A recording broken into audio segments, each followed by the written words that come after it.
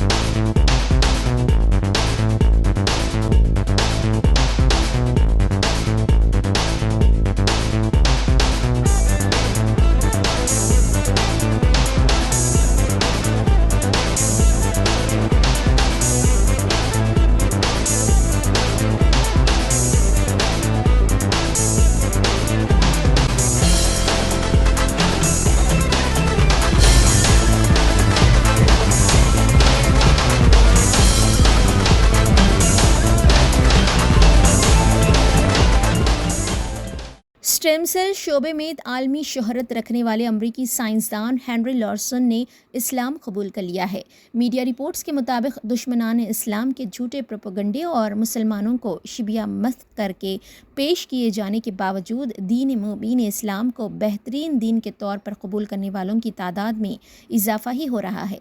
दिलचस्प और अहम बात यह है कि इस्लाम को कबूल करने वाले अफराद में तालीम याफ्ता और साइंसदान भी शामिल हैं।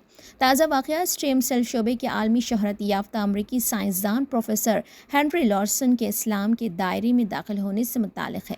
मीडिया ज़राए के मुताबिक बैन मशहूर अमरीकी साइंसदान प्रोफेसर हेनरी लॉर्सन ने इस्लाम कबूल कर लिया है और उनका नया नाम अब्दुल हक है।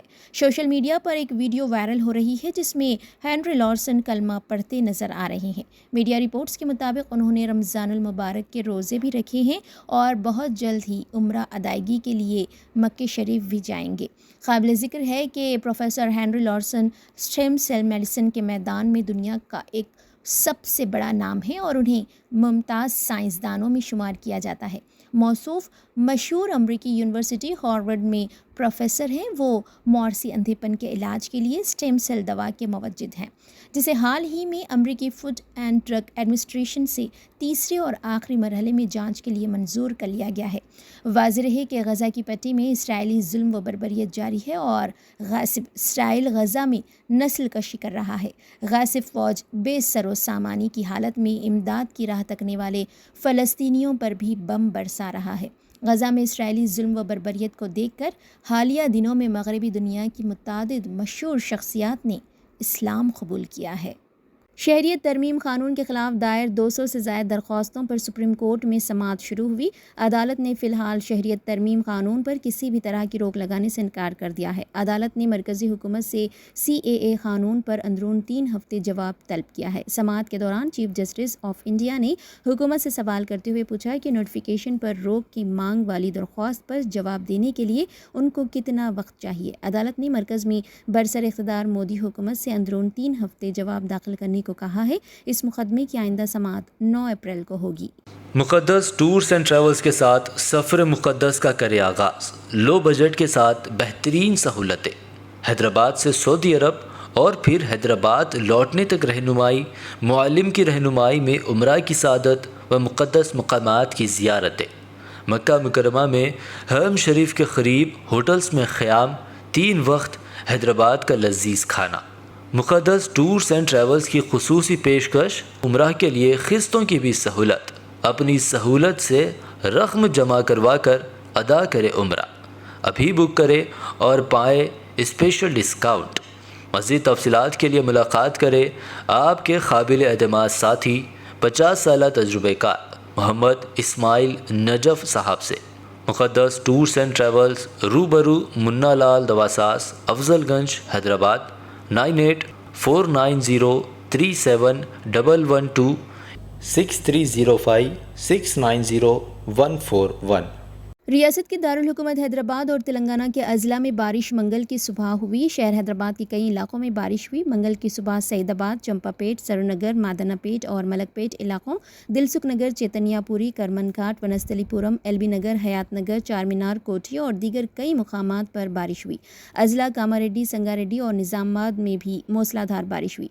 दरिया असना महकमे मौसमियात ने कहा है कि रियासत में आइंदा 4 दिनों तक हल्की बारिश होगी। बताया गया है कि कई अजला में गरज चमक के साथ शदीद हवाओं के साथ बारिश का इम्कान है। बताया जाता है कि बाज़ अजला में 30 से 40 किलोमीटर फ़ी घंटे की रफ्तार से हवाएं चलेंगी। इस सिलसिले में येलो अलर्ट जारी कर दिया गया है। हैदराबाद, रंगारेड्डी, मेडचल, मलकाजगिरी, कामारेड्डी, मेदक, संगारेड्डी, आदिलाबाद, आसिफाबाद, मंचिर्याल, निर्मल, जगतियाल, रजन्ना, सिरसल्ला, पेद्दापल्ली, जयशंकर, भोपालपल्ली, नलगुंडा, विकाराबाद और दीगर मुकामात पर भी बारिश हुई।